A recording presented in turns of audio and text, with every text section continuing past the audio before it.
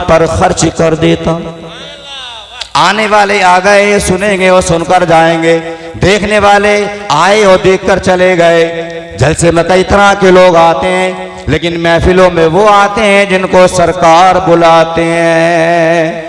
महबूब की महफिल को महबूब सजाते, महबूब की महफिल को महबूब सजाते हैं। आते हैं वही जिनको सरकार बुलाते हैं।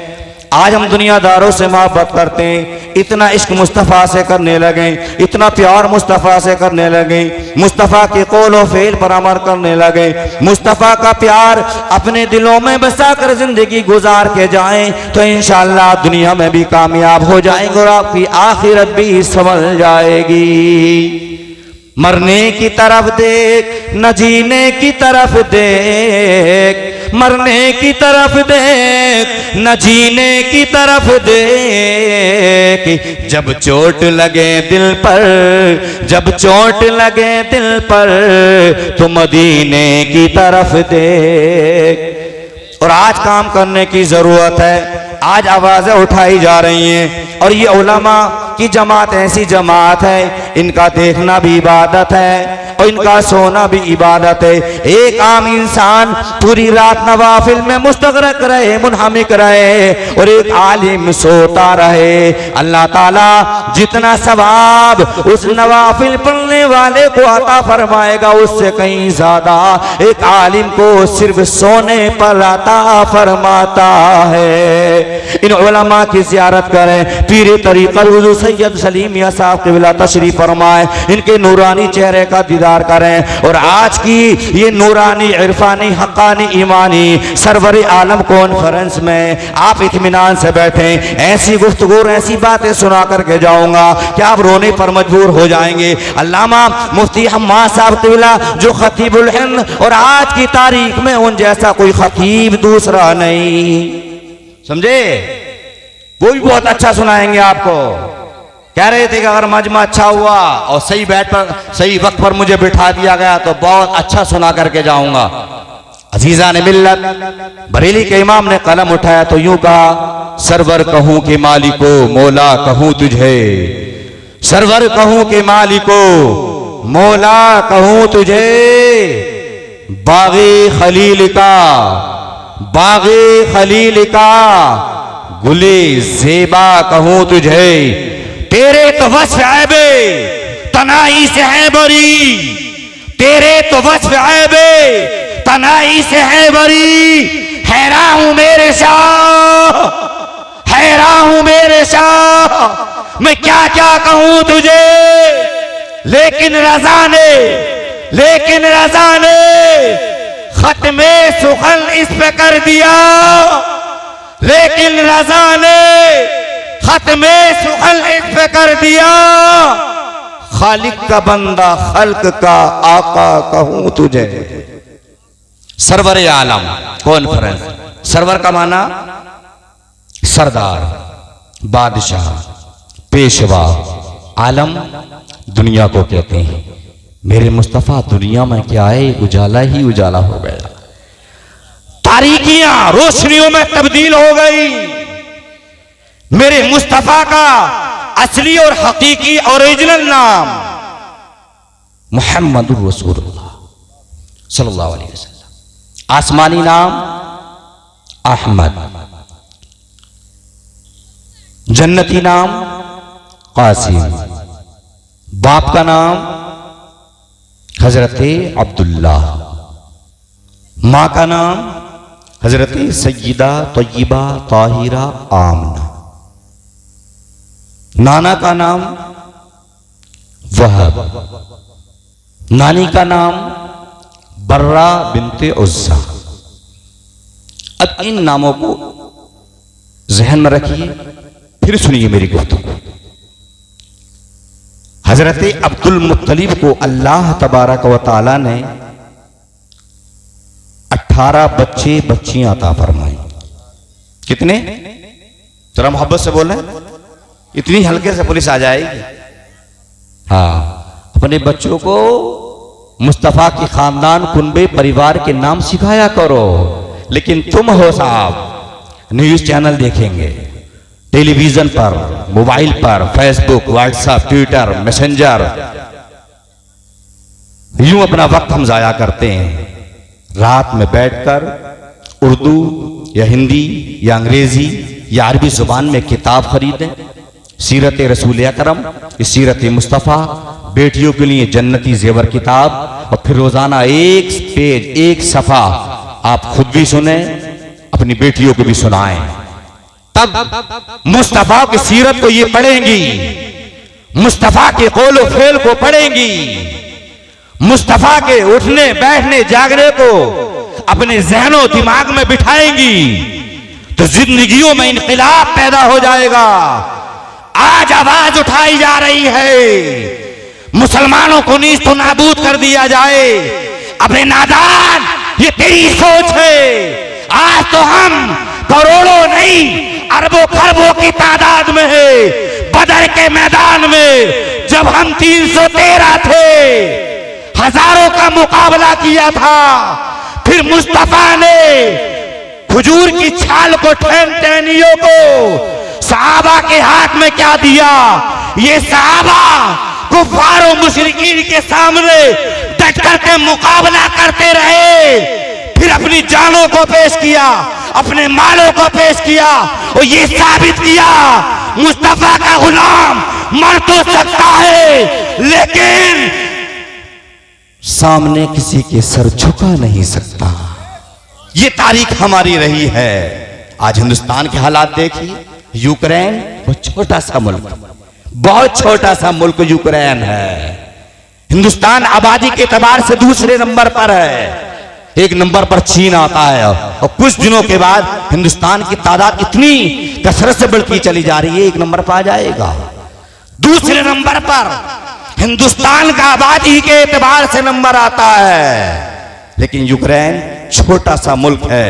अभी रूस से चंद महीने पहले झगड़ा चालू हुआ, मारपीट चालू हुई, एक दूसरे पर हमला आवर हुए, लेकिन यूक्रेन रूस को आंखें दिखाता रहा, आंखों में आंखें डालकर मुकाबला करता रहा।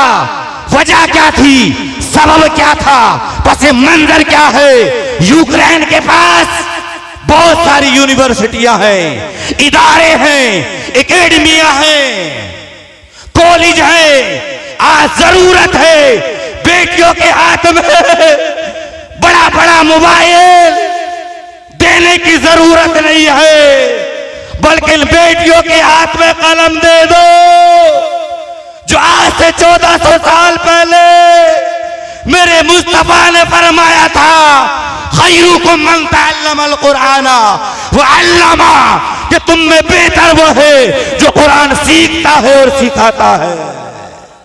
आज दुनिया कुर्सी के चक्कर में है, मेरे मुस्तफा ने आज से 1400 साल पहले हमें आयतुल कुर्सी अता फरमा दी है।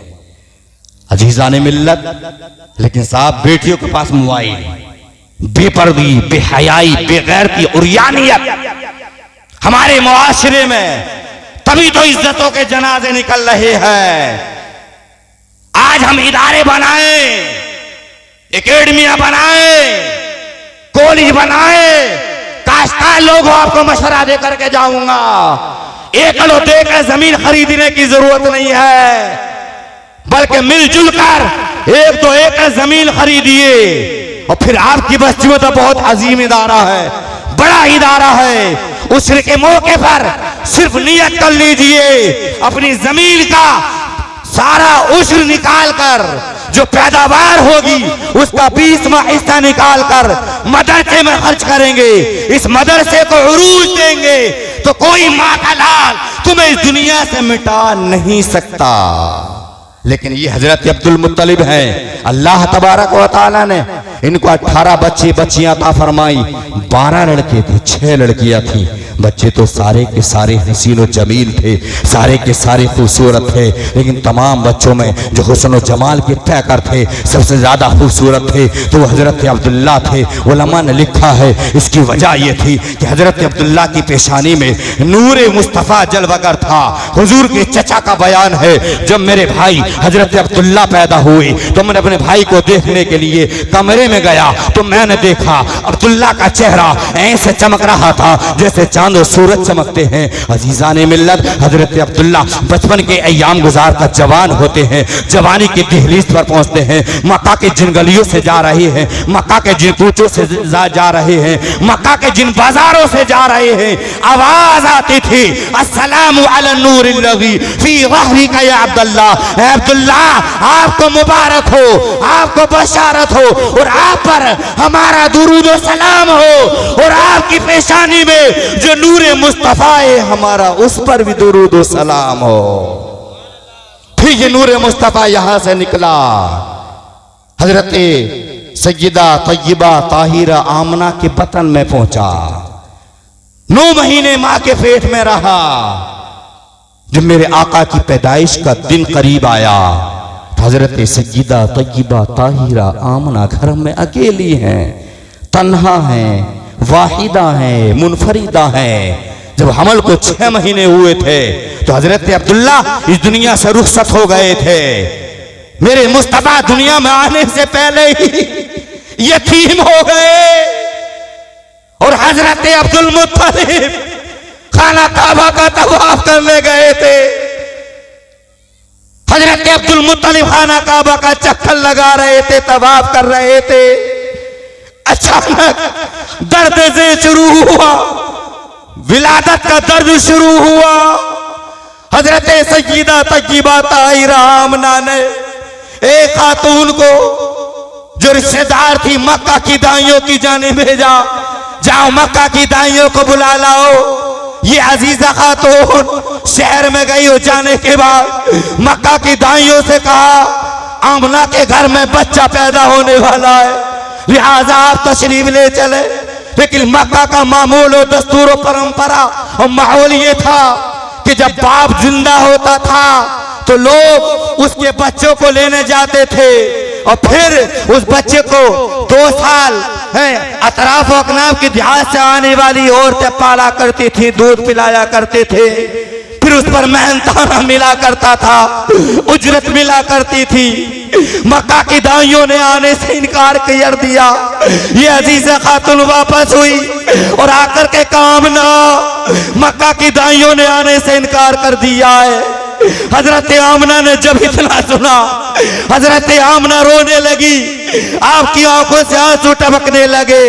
हजरत जिब्राइल अलैहिस्सलाम ने रब की बारगाह में अरेज़ा पेश किया, ऐ परवरदिगार तेरे महबूब की आमद का वक्त करीब आ गया है। मौला मक्का की दाइयों ने आने से इनकार कर दिया है।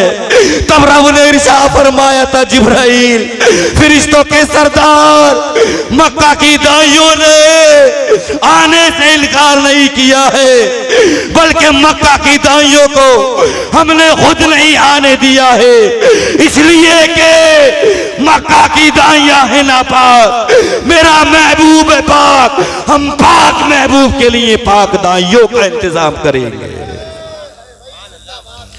जिब्राइल अलैहिस्सलाम ने अर्ज़ किया परवरदिगार वो दाइया किस कबीले से हो, किस खानदान से हो, किस कुनबे परिवार से हो।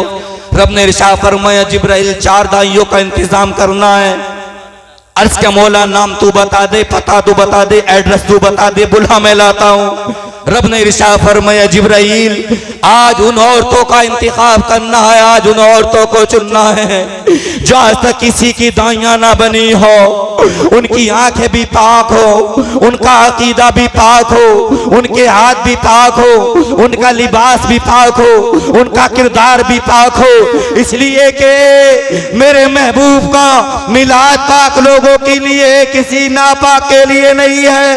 अर्ज क्या मौला नाम तू बता दे, बुला मैं लाता हूँ।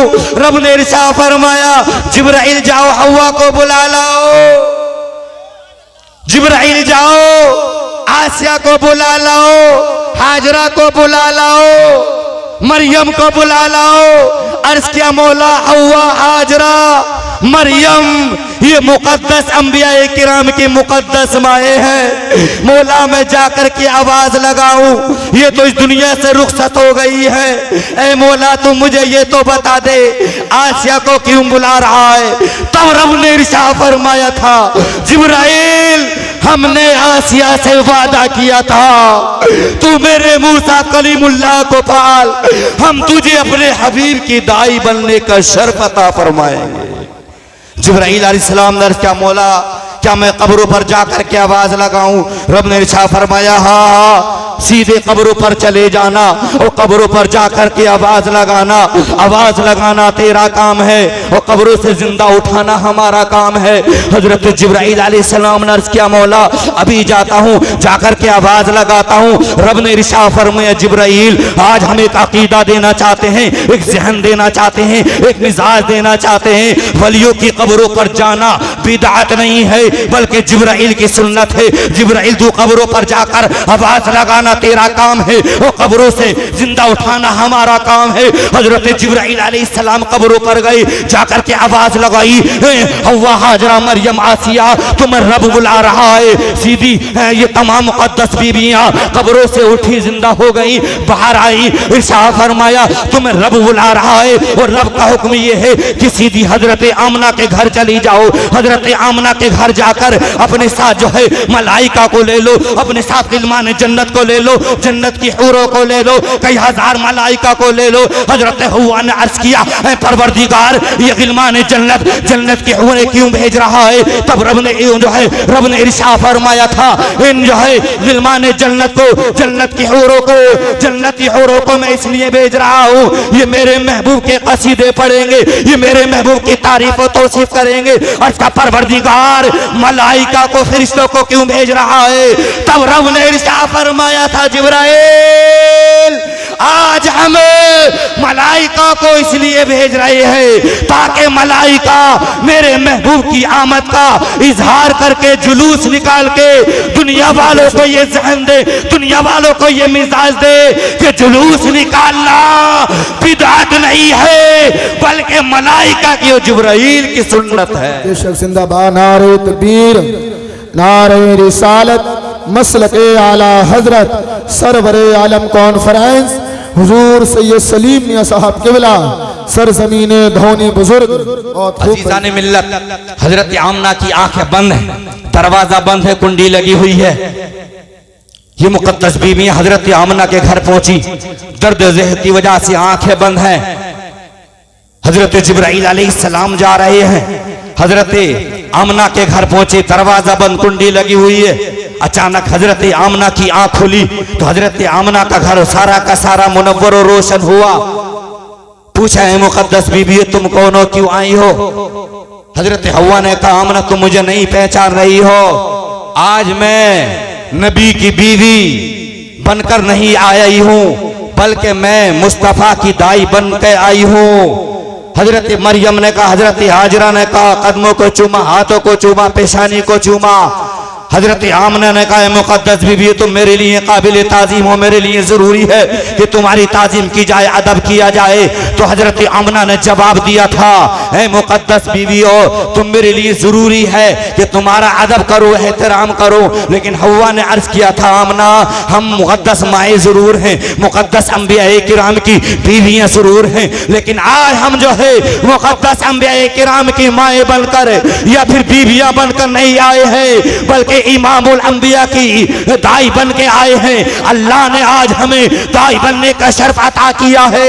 हजरत जिब्राइल अलैहिस्सलाम हजरत आमना के करीब हुए और करीब होने के बाद अर्ज किया इज़हर या रसूल अल्लाह, इज़हर या मोहम्मद, या रसूल अल्लाह दुनिया में जलवागर हो जाइए, मुस्तफ़ा दुनिया में तशरीफ ले आइए। मुस्तफ़ा अपने माँ के शिकम से आ रहे हैं। आज मेरे और आपके घर में बच्चा पैदा होता है तो खून की धार निकलती है, लेकिन मुस्तफ़ा दुनिया में आ रहे हैं तो खून की धार नहीं निकल रही है बल्कि नूर की शुआएं निकल रही है। बच्चा जिस बिस्तर पर पैदा हो, जिस चारपाई पर पैदा हो, जिस कमरे में पैदा हो, उस बेड को, उस बिस्तर को, उस चारपाई को, उस गद्दे को, उस चादर को, उस दरी को नापाक कर देता है। लेकिन मेरे मुस्तफ़ा माँ के शिकम से क्या आए, अपनी पेशानी को रब की बारगाह में झुकाया। याद किया तो किसे याद किया? हम गुनाहगार उम्मत हुई किया और रब की बारगाह में अर्ज़ा पेश किया, अल्लाहुम्मा रब्बी अवले उम्मते, है परवरदिगार मेरी गुनाहगार उम्मत को मेरे हवाले फरमा। अंदाजा लगाएं, यूं तो मुस्तफ़ा 63 साल जिंदगी में एक एक लम्हा, एक एक साथ, एक एक दकीका हमें याद कर रहे, याद करते रहे, हमें याद करते रहे, हमारे लिए दुआएं करते रहे। लेकिन 3 अहम मोड़ पर मुस्तफ़ा हम गुनाहगार उम्मतियों को मखसूस तरीके से याद कर रहे हैं। जिन अहम मोड़ पर लोग अपनों को याद करते हैं, कोई अम्मी और पापा को याद करता है, कोई चाचाओ भाई और डैडी को याद करता है, लेकिन मेरे मुस्तफ़ा दुनिया में आ रहे हैं तब हमें याद कर रहे हैं, इस दुनिया से जा रहे हैं तब भी हमें याद कर रहे हैं। शबे मेराज में, मेराज वाले सफर में मुस्तफ़ा रब की बारगाह में पहुंचे तो उस वक्त भी हम गुनाहगार उम्मत को याद कर रहे हैं। अंदाजा लगाएं, जब मुस्तफ़ा ने जिंदगी के एक एक लम्हा, एक एक साथ, एक एक दकीका, एक एक मिनट हमें याद करते रहे और 3 अहम मोड़ पर मुस्तफ़ा हमें भूले नहीं, तो फिर वफादार उम्मतियों की जिम्मेदारी बनती है जब जब अल्लाह तौफीक दे, जब जब मौका मिल जाए नबी का मिलाद मनाते रहे, सरवरे आलम कॉन्फ्रेंस मनाकर ये पैगाम दुनिया वालों को देते रहे। हम गद्दार नहीं है, हम बेवफा नहीं है, मुस्तफ़ा ने हमें याद किया है तो हम अपने मुस्तफ़ा को याद कर रहे हैं। वाह भाई, जिंदाबाद जिंदाबाद, नारे तकबीर, नारे रिसालत, मसलके आला हजरत, सरवरे आलम कॉन्फ्रेंस, नारे हैदरी। अजीज़ान मिल्लत, अब मेरे मुस्तफ़ा दुनिया में जलवागर हुई, मेरे मुस्तफ़ा के कौलो फिल को देखिए, मेरे मुस्तफ़ा के चलने उठने बैठने खाने पीने को देखिए। मेरे मुस्तफ़ा ने इरशाद फरमाया, हुमा जन्नत का वनारु, ये माँ बाप तेरी जन्नत भी है, तेरी दोज़ख भी है। मेरे मुस्तफ़ा ने जो है अपनी माँ की बड़ी फर्माबरदारी के साथ, आजकल जिस तरह से बच्चे बढ़ते चले जा रहे हैं, मुस्तफ़ा इस तरह से नहीं बढ़ते थे। जिस तरह मुस्तफ़ा एकदम जो है हमारा आपके बच्चा एक हफ्ते में इतना बड़ा होता है, मेरे मुस्तफ़ा एक दिन में इतने बढ़ते चले जा रहे हैं। हमारे यहाँ बच्चा 1 महीने में इतना बढ़ता है, लेकिन मेरे मुस्तफ़ा 8 दिन में बढ़ते चले जा रहे हैं। मुख्तसर सा अरसा मेरे मुस्तफ़ा ने माँ के साथ गुजारा, माँ का अजीज़ा ने मिल्लत इस्लामिया, लेकिन माँ माँ हुआ करती है, ये माँ माँ हुआ करती है। माँ बड़ा अजीम सरमाया है, बड़ी अजीम दौलत है, बड़ा अजीम सरमाया है, बड़ा अजीम जो है ये खजाना है। ये माँ बाप जिंदा होते हैं, हम इनकी कदर नहीं करते, इन पर इनको बार समझते हैं, इनको अपने आप पर बोझ समझते हैं। लेकिन मेरे मुस्तफ़ा ने आज से 1400 साल पहले ही ये ज़हन दे दिया था, जब तंगी आने लगे, परेशानियां झेलने लगे, उलझने आ जाएं और जब रिस्क की तंगी होने लगे तो समझ लो, इज़ा तरकल अब्दु दुआ लिल वालिदैन फइन्नहु यनक़तिउ अन्हु रिज़्क़। इंसान जब जो है वालिदैन के लिए दुआ करना छोड़ देता है तो फिर परवरदिगार आलम उससे रिज़्क़ के दरवाजे बंद कर दिया कर देता है। तो यहाँ से ज़हन ये भी मिल रहा है, अगर माँ बाप जैसी अजीम दौलत है अल्लाह ने तुम्हें अता फरमाई है, हयात है, जिंदा है, तो पहले इनको खिलाए बाद में खाए, पहले इनको पिलाए बाद में पिए। माँ बाप की खिदमत करके हर जिंदगी गुजार ली तो हर मोड़ पर तुम कामयाबी हो की नारे रिसालत, मसलके आला हजरत शाह इस्लाम जनाब उस्मान रजा हारूनी। माशाल्लाह, अलहाज शायर इस्लाम उस्मान रज़ा हारून साहब भी तशरीफ लाए ना, बस मुफ्ती साहब भी तशरीफ लाने वाले, बस मेरा वक्त होता चला जा रहा है, सुनिए थोड़ी देर। अजीज़ान मिल्लत, लेकिन ये माँ बाप बड़ा अजीम सरमाया है। कितने ऐसे बूढ़ों को देखा स्टेशनों पर 10 और 20 रुपए के चक्कर में धक्के खा रहे हैं। 20 एकड़ जमीन होने के बावजूद 4 बेटे हैं तो इन 4 बेटों ने इस माँ बाप को घर से निकाल दिया है। अजीज़ान मिल्लत, आखिर ये नौबत क्यों आई, इसका पसे मंजर क्या है? तो मैं आपसे एक शिकवा करूंगा बुजुर्गों, सही बात यह है इन बच्चों के हाथ में मुस्तफ़ा के फरामीन और मुस्तफा के फरमान के मुताबिक कलम दे दिया होता, मुस्तफा का उठना बैठना इनकी निगाहों में बसा दिया होता, इनको पक्का सच्चा गुलाम मुस्तफा बना दिया होता, तो फिर जब कुरान पढ़ते वला तकुल्लहुमा उफ़िन वला तनहरहुमा, माँ बाप को उफ तक ना कहो। आज ये औलाद माँ को घर से निकालती है, माँ के मुंह लगती है, माँ कहती है बेटा जल्दी आकर के सो जाया कर, तो कहता माँ तुझे नींद नहीं आती है तो इसमें मेरा क्या कसूर है। या बुजुर्गों कुछ कमियां तुम्हारी भी है, मुस्तफा का गुलाम बनाकर जाओगे तो इंशाल्लाह कामयाब हो जाओगे, लेकिन नहीं, हम डॉक्टर बनाएंगे, इंजीनियर बनाएंगे, पायलट बनाएंगे, सब कुछ बनाएंगे, लेकिन पक्का सच्चा गुलाम मुस्तफा नहीं बनाएंगे। यही आज रोना है, ना बेटियों को तालीम देंगे। आज हमारी बहनें मुस्लिम शहजादियां कितने गैरों की आगोश में सो रही है। वजह क्या है? पहली वजह के मोबाइल दे दिया, दूसरी वजह के उनके पास तालीम नहीं। इन बेटियों के हाथ में मोबाइल देने के बजाय मैं तुमसे आरेजा पेश करूंगा, गुजारिश करूंगा, कोई बाप की उम्र का है, कोई माँ जो है भाई की उम्र का है, कोई चचा की उम्र का है, कोई दादा की उम्र का है, मैं इल्तिमास हाथ जोड़कर तुमसे करके जाऊंगा, इन बेटियों को मोबाइल न देकर इनके हाथ में जन्नती जेबर किताब अता कर दो, जन्नती जेबर किताब दे दो, सुन्नी बहश्ती जेबर किताब दे दो। ये बच्ची जन्नती जेवर किताब पढ़कर जिंदगी गुजारेगी। दुनिया इस बच्ची के पीछे पड़ जाए, लेकिन ये बच्ची उसकी जानिब नजर उठा करके भी नहीं देखेगी। लेकिन नौजवानों में तुमसे भी कहूंगा, माँ बाप जैसा हसीन खजाना अगर मौजूद है तो इसकी कदर कर लें। फिर मर जाते तो हम क्या करते हैं? कुरान खाना, मिलाद, बड़े ही अच्छे थे हमारे अब्बा, बड़े ही केले लाते थे, फिर रोएंगे पीटेंगे, रोने पीटने से काम नहीं चलेगा। मरने के बाद एक गिलास पानी लेकर रखकर सूरह इखलास 3 मरतबा पढ़कर दुआ कर देंगे तो इंशाअल्लाह हैं आपके वालिदैन के हक में हैं, और वही बेटा अपने बाप के हक में अगर दुआ करेगा तो इंशाअल्लाह रब की बारगाह में मकबूल हो जाएगी। लेकिन नहीं, हम डॉक्टर जरूर बनाएंगे, दुनियादार हम बनाते हैं। तो पहली गलती माँ बाप की, आप आलिम के बाप का बिस्तर जाकर के देखिए, वो बेहतरीन कंबल होगा, वो बेहतरीन लिहाफ होगा, वो अच्छी क्वालिटी का गद्दा होगा, और एक मालदार के बाप का बिस्तर जाकर के देखिए, समझे, बिस्तरों में से माँ बाप की बदबू आती होती है, बदबू। हैरत होती है इस कौम पर, ए कौम तुझे हुआ क्या है? तू तो वो थी कि जब किसी का रास्ते से तू गुजर जाती थी, गैरों के बच्चे रोते थे, चीखते थे, चिल्लाते थे, तो तेरा नाम लेकर उन बच्चों को, चीखते चिल्लाते बच्चों को छुपाया जाता था। बच्चों खामोश हो जाओ वरना तुम्हारी शिकायत मुसलमानों की जमात से कर दी जाएगी। ये हाल हमारा था। आज आवाज उठ रही, मस्जिदों को गिरा दो, मदरसों को बंद कर दो।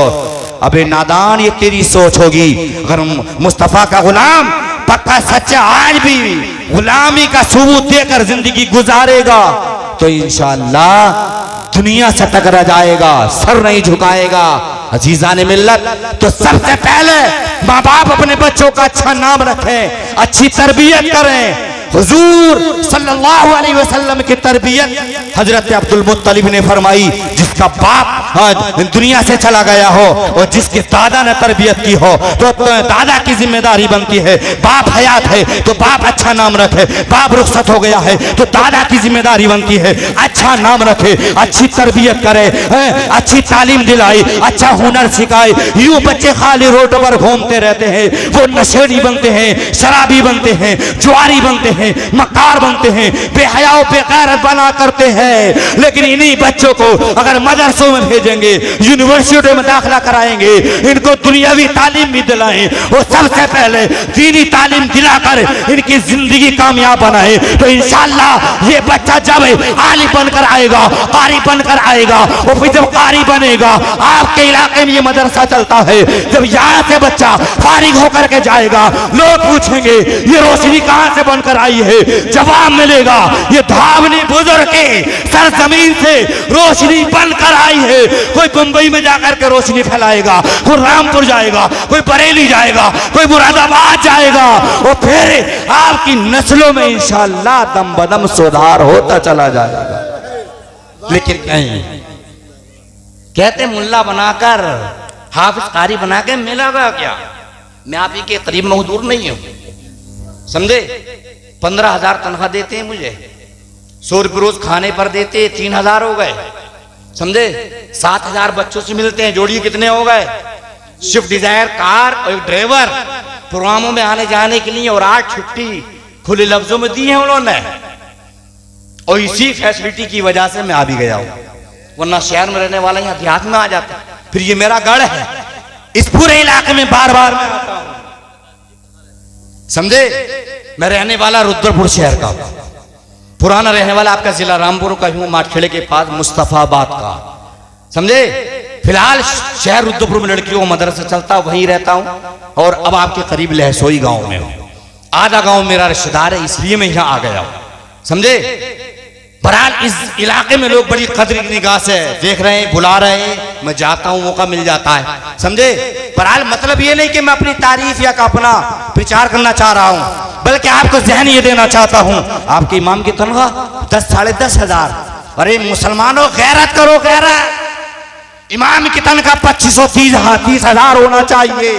इन इमामों को अच्छी तनख्वाह दोगे तो इंशाअल्लाह ये दिल की गहराई से रात और दिन आपके बच्चों को पढ़ाएंगे। मेरा पूरा दिन ज़ोहर से लेकर इशा तक, और इशा के बाद तफसीर बयान करता हूँ कुरान की, अरबी का कुरान रखकर उसका तर्जमा, तशरीह, शान नुज़ुल, उसी से मसाइल निकाल कर बयान करता हूँ, समझे? पूरा दिन मेरा यूं गुजर जाता है। फिर प्रोग्रामों की भाग दौड़, वजह क्या है? गांव वाले पूरी फैसिलिटी, पूरी सहूलत और माकूल तनख्वाह दे रहे हैं, तो दिल खुश होता है, दाएं बाएं जहन भागता ही नहीं। जब तनख्वाह करोगे 5,000, 8,000, 10,000 है, अच्छा भला आदमी 10,000 में गुजारा कर लेगा क्या? अपने बच्चों को लिबास बना के देंगे क्या? कपड़े बना करके देंगे हैं? क्या अच्छे स्कूलों में अपने बच्चों को ये पढ़ाएंगे? इनके जहन में आएगा कि हमारी जिंदगी तो उल्टी सीधी जैसी थी, कट गई, लेकिन अपने बच्चों को अब हाफिज नहीं बनाएंगे, आलिम नहीं बनाएंगे। फिर एक वक्त वो आएगा, तुम तरसोगे तरस कि कोई इमामत को मिल जाए, कोई जनाजा पढ़ाने वाला मिल जाए। नमाज जनाजा पढ़ाने वाला भी मैसर नहीं होगा, इसलिए जरूरी है अपनी छोटी छोटी नस्लों को, मैं ये नहीं कहता सबको हाफिज ही बना दो, सबको कारी ही बना दो, बल्कि इन बच्चों को नाज़िर कुरान तो पढ़ा दो, इन बच्चों को जरूरियात दीन तो सिखा दो। ये बच्चे जान जाएं कि खड़े होकर के खाना मना है, नंगे सर खाना मना है, लैट्रीन में, बैतुल खला में नंगे सर जाना मना है।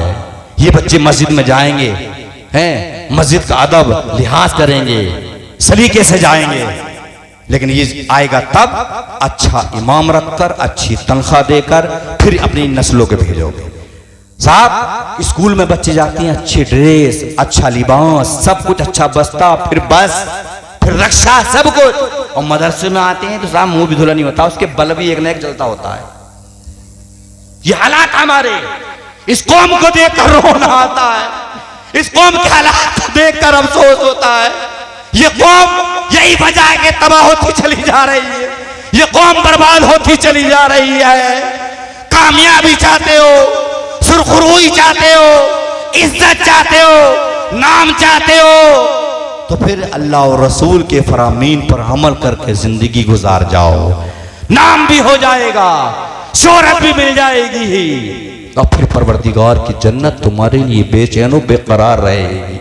और जिस मुस्तफ़ा का मिलाद मना रहे, उस मुस्तफ़ा के ताल्लुक से बरेली के इमाम ने तो यूं कहा था, जमीनो समा तुम्हारे लिए, मकीनो मका तुम्हारे लिए, जमीनो समा तुम्हारे लिए, मकीनो मका तुम्हारे लिए, चुनीनो चुना तुम्हारे लिए, बने दो जहां तुम्हारे लिए, दाम में जुमा तुम्हारे लिए, बदल में है जा तुम्हारे लिए, हम आए यहाँ तुम्हारे लिए, उठे भी वहां तुम्हारे लिए। और या रसूल अल्लाह, तुम्हारी चमक, तुम्हारी दमक, तुम्हारी महक, तुम्हारी झलक, जमीनों फलक, सिमा को समक में सिक्का निशान तुम्हारे लिए, तुम्हारे लिए आज काम करें, काम करने की जरूरत है। और मैं हाथ जोड़कर अपने उलमा से गुजारिश करूंगा, आप एक इमाम की हैसियत से काम मत कीजिए, बल्कि मुलाजिम की हैसियत से काम मत कीजिए, बल्कि आप नाइब रसूल होने की हैसियत से काम कीजिए। इंशाअल्लाह आपका भी काम हो जाएगा। मुझसे पहले इमाम थे, कुल 8,000 रुपये तनख्वाह थी, और अब जो इमाम है दूसरे इमाम का भी इंतजाम हो गया है। समझे? खुलूस के साथ, इखलास के साथ अल्लाह की रजा के लिए काम करोगे तो इंशाअल्लाह ये कौम तुम्हें भूखा नहीं मारेगी, ये कौम तुम्हें सताएगी नहीं। समझे? तो माँ बाप हयात है, उनकी खिदमत करें, मुस्तफ़ा के फरामीन को सीखें, मुस्तफ़ा के कौल व फेल पर अमल करके ज़िंदगी गुजारें। मेरा वक्त हो रहा है, समझे? अल्लाह से दुआ, मौला मेरे टूटे फूटे कलमात कबूल फरमाए। अस्तगफिरुल्लाह रब्बी मिन कुल्लि ज़ंबि व अतूबु इलैह। कलमा शरीफ का विर्द कर लीजिए, ला इलाहा इल्लल्लाह मुहम्मदुर रसूलुल्लाह व मा अलैना इल्ला बलागुल मुबीन। अस्सलामु अलैकुम व रहमतुल्लाहि तआला व बरकातुहू। सबक़त लिसानी की वजह से कोई मिस्टेक, भूल चूक हुई तो अल्लाह माफ़ फरमाए। अस्सलाम।